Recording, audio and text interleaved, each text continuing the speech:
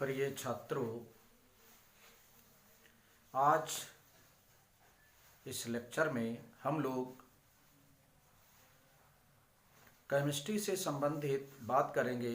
तो केमिस्ट्री की जब बात आती है तो उसमें जो भी केमिकल्स हैं वो हमारे दैनिक जीवन के लिए बहुत ही उपयोगी हैं और उनमें सबसे महत्वपूर्ण जो है वो अम्लों की बात होती है। तो अम्लों के लिए आपको उनके नाम और सूत्र भी याद होने चाहिए।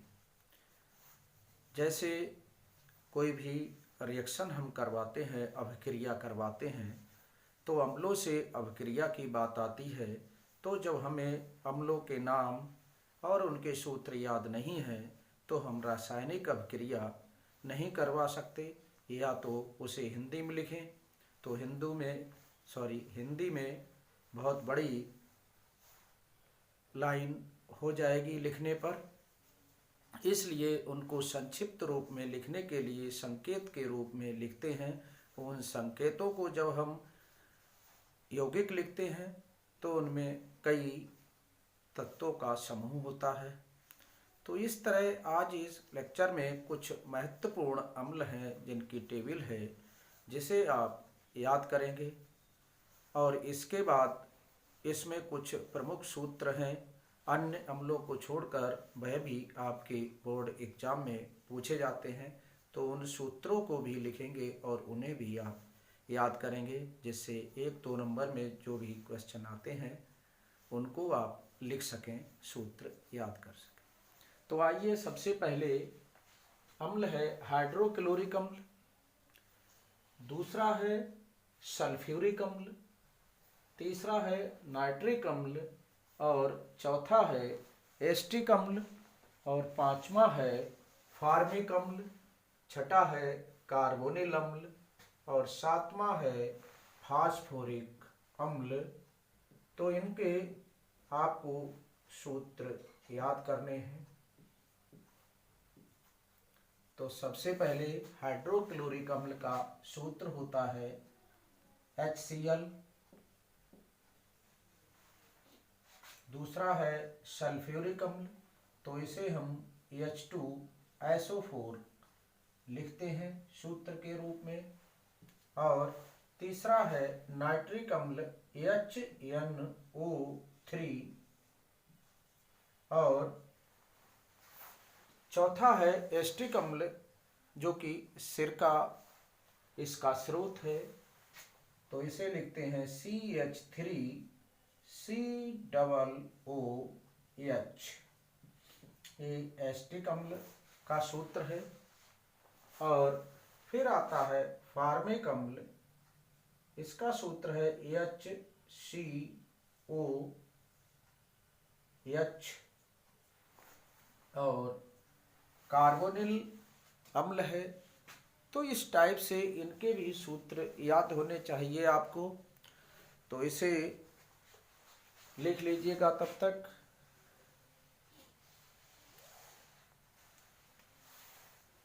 तो कार्बोनिल अम्ल का है H2CO3 और फास्फोरिक अम्ल है जिसका सूत्र है H3PO4।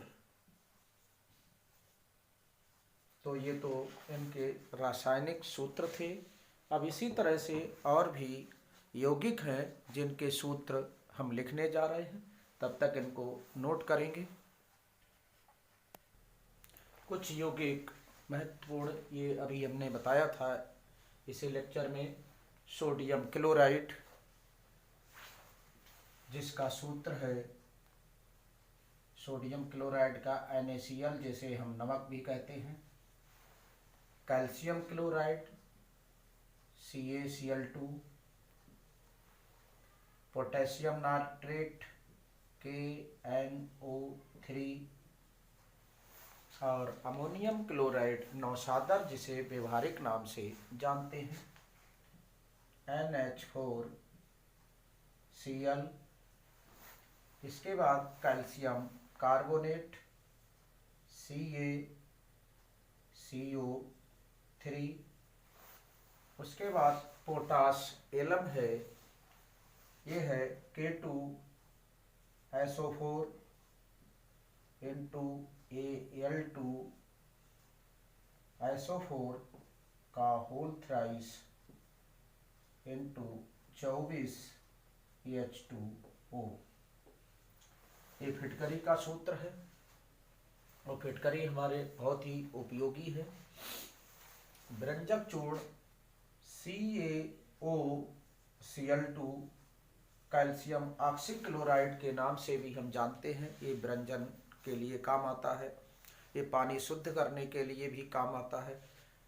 इसके बाद है बेकिंग सोडा अर्थात खाने का सोडा NaHCO3 और वॉशिंग सोडा कपड़े धोने का सोडा धावन सोडा के नाम से जाना जाता है Na2CO3 इंटू 10H2O। उसके बाद है plaster of Paris CaSO4 into half H2O। Plaster of Paris के जिससे प्लास्टर किया जाता है हाथों पर, जब हड्डियां टूट जाती हैं उसको स्थिर रखने के लिए हम प्लास्टर करते हैं। तो इनमें से कुछ ऐसे भी सूत्र हैं जिनके बनाने की विधि, उपयोग और इनके सूत्र गुणधर्म बोर्ड एग्जाम में पूछे जाते हैं, जिनमें मुख्यतः ये दिया है, व्यंजक चूर्ण है, बेकिंग सोडा है, वॉशिंग सोडा है और प्लास्टर ऑफ पेरिस है। इसके बाद हम और लिखते हैं जिन्हें आप जानते हैं, कली चूना, बिना बुझा चूना कहते हैं, बिना बुझा चूना।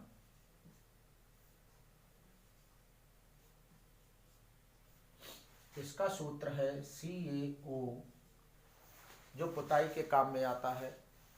भट्टियों से लाते हैं और उसे पानी में डाल देते हैं तो सुन सुन की आवाज़ होती है, बुलबुले उठते हैं, अर्थात इसमें से एनर्जी निकलती है, ऊर्जा निकलती, ऊष्मा निकलती है, ऊष्मा के रूप में गर्मी।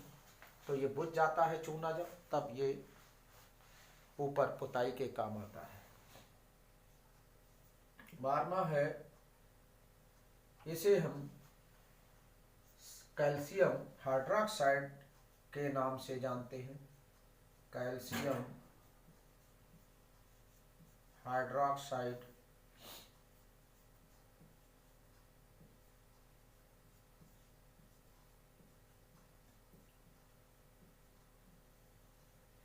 CaOH का होल ट्वाइस।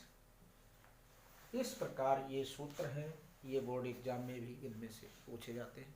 तो आज के लिए इस केमिस्ट्री में आपने देखा कि पहले अम्ल की टेबल थी और कुछ ये यौगिक हैं और उनके रासायनिक सूत्र हैं, इनको आप याद करेंगे। इसके पश्चात अभी और कुछ सूत्र हैं या इनके बनाने की विधि, व्यंजक चूर्ण का उपयोग, फिटकरी का उपयोग, व्यंजक चूर्ण का उपयोग व्यंजन क्रिया रंग उड़ाने के काम आता है, पानी को शुद्ध करने के काम में भी ये आता है।